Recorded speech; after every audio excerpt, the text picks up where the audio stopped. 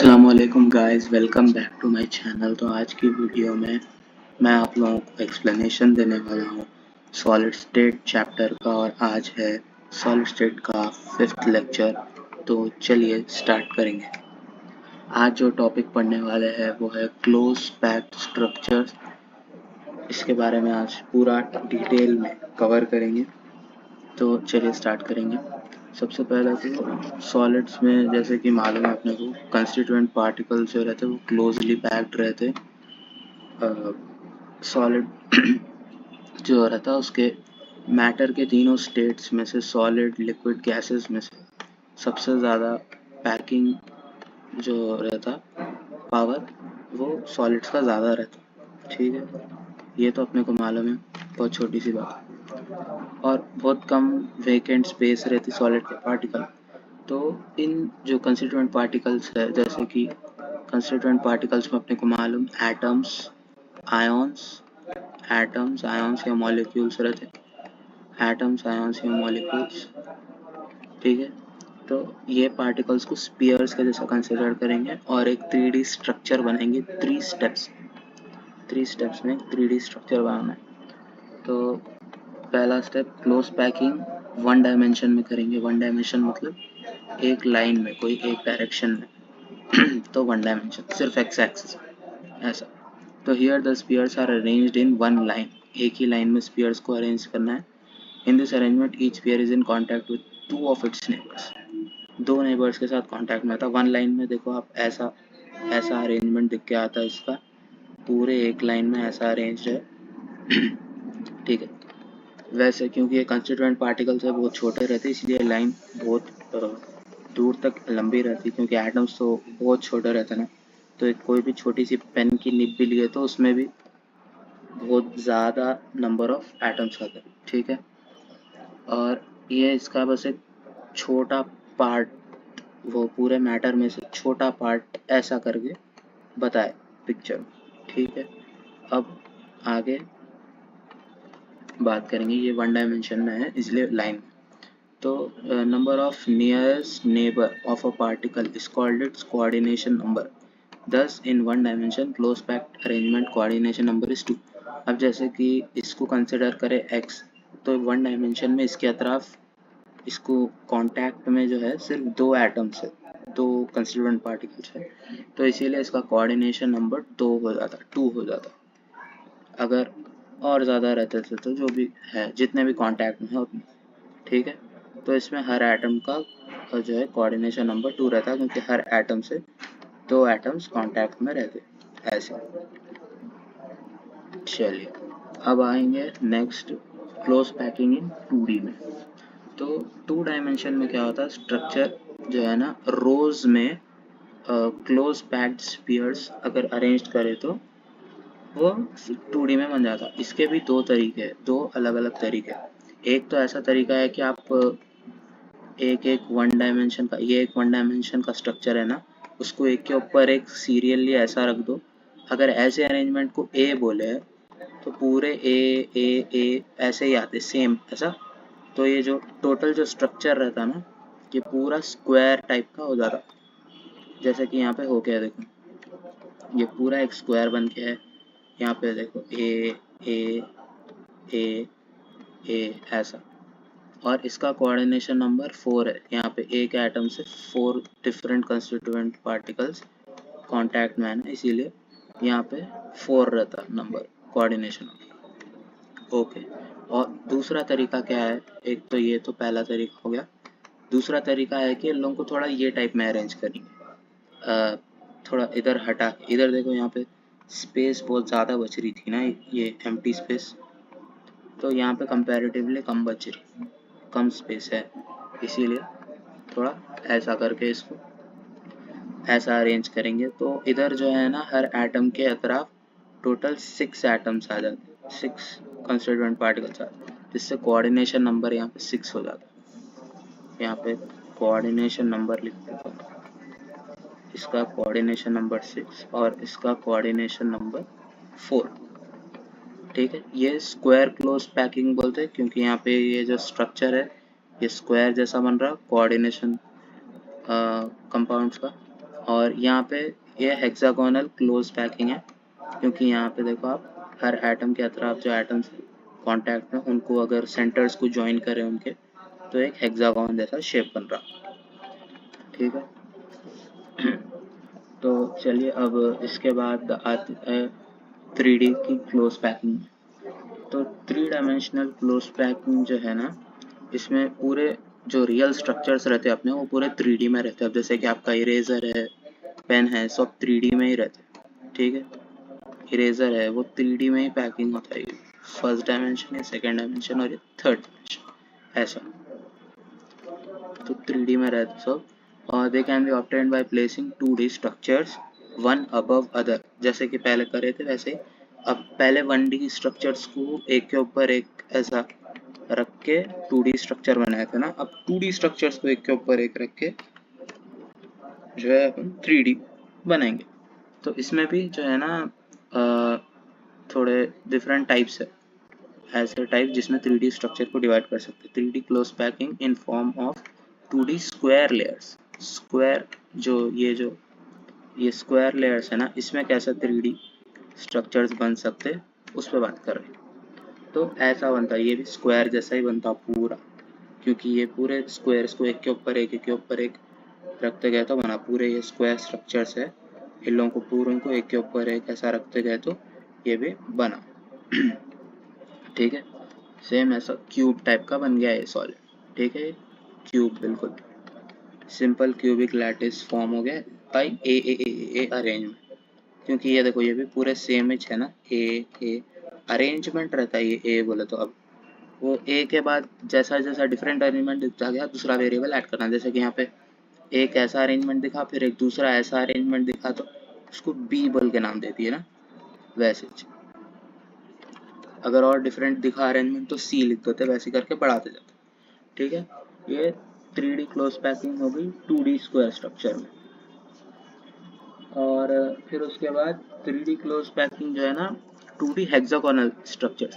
Hexagonal structures में और 2 steps रहते। पहले फर्स्ट लेयर जो है ऐसी हेक्सागोनल वाली, ऐसी फर्स्ट लेयर के ऊपर सेकेंड लेयर डालना इसकी, तो कुछ ऐसा अरेंजमेंट हो जाता उसमें। ठीक है, अब इसमें क्या होता है बोले तो थोड़े वॉइड्स रह जाते। 2 टाइप के वॉइड्स इसमें पढ़ने के हैं अपने। ठीक है, ये जो है ये फर्स्ट लेयर है, नीचे वाली ये फर्स्ट लेयर है, और ये जो एकदम डार्क में आ रही ये सेकेंड लेयर है। ये एग्जैक्ट एनसीईआरटी के पिक्चर्स बता रहा हूँ मैं आपको, ताकि कंफ्यूजन नहीं हो। ओके, अब देखो इसमें 2 टाइप के वॉइड्स रहते। पहले तो एक रहता टेट्राहेड्रल वॉइड, एक रहता टेट्राहेड्रल वॉइड, और एक रहता ऑक्टाहेड्रल वॉइड। दोनों टाइप के वॉइड्स का बात करेंगे। ऑक्टाहेड्रल वॉइड, तो देखो वॉइड जो है ना, बीच में जो खाली जगह बच जाती है इसको वॉइड बोलते हैं। अब ऐसा कोई वॉइड, अब यहाँ पे देखो जैसे कि यहाँ पे भी है वॉइड, ये भी वॉइड है, ये भी वॉइड है, इन दोनों में डिफरेंस क्या है वो बताता हूँ। ऐसा वॉइड जिसमें आपके फर्स्ट लेयर में जो वॉइड बना उसके ऊपर सेकेंड लेयर का कोई कंस्टिट्यूएंट पार्टिकल आ गया, या फिर वाइस वर्सा। अगर जैसे कि यहाँ देखो ये इधर क्या है, ये वॉइड जो है ये सेकेंड लेयर का वॉइड है।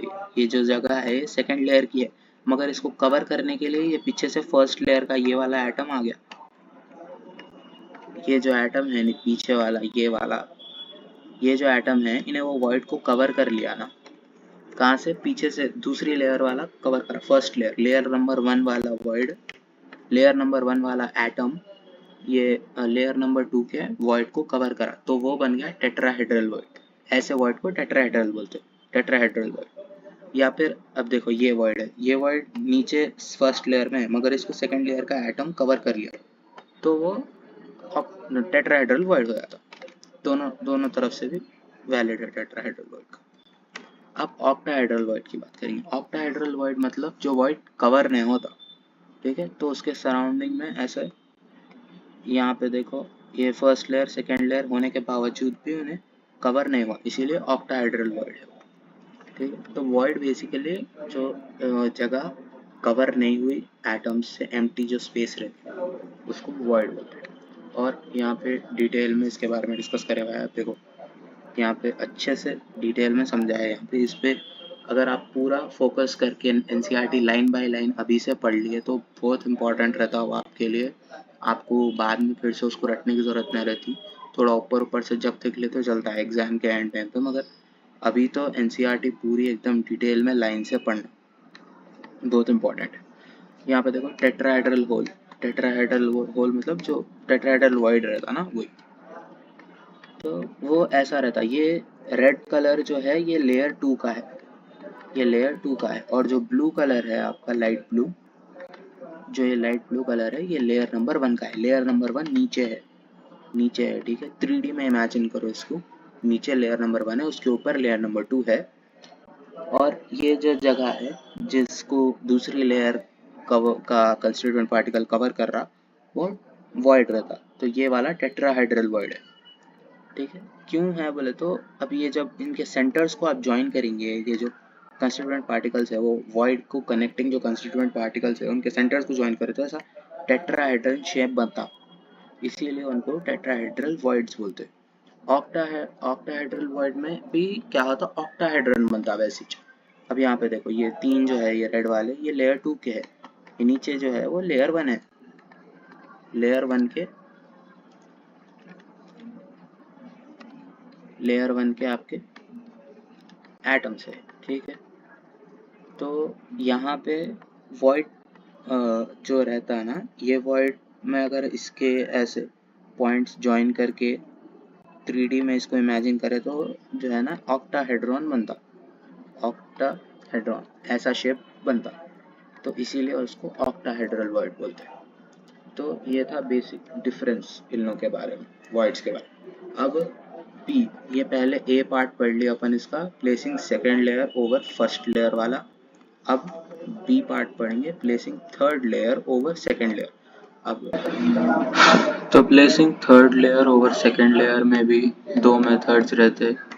पहला मेथड रहता कि जो है आपका टेट्राहेड्रल वॉइड्स को कवर कर देना, कवरिंग पे मेन फोकस रहता थर्ड लेयर का, ठीक है। तो या तो कवरिंग टेट्राहेड्रल वॉइड्स या फिर कवरिंग ऑक्टाहेड्रल वॉइड्स, ठीक है। दोनों का भी मैं समझा देता हूँ।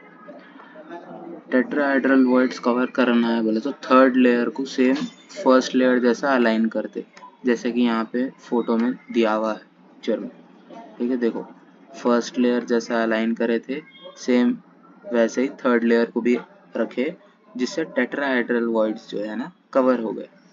तो ये पैटर्न जो है ना ऐसा आता, ए बी ऐसा आता, ऐसा पैटर्न आता इसमें, ठीक है। वही यहाँ पे ऑक्टाहेड्रल वॉइड्स को कवर करना है तो ऑक्टाहेड्रल वॉइड्स में थर्ड लेयर सेम नहीं रहती।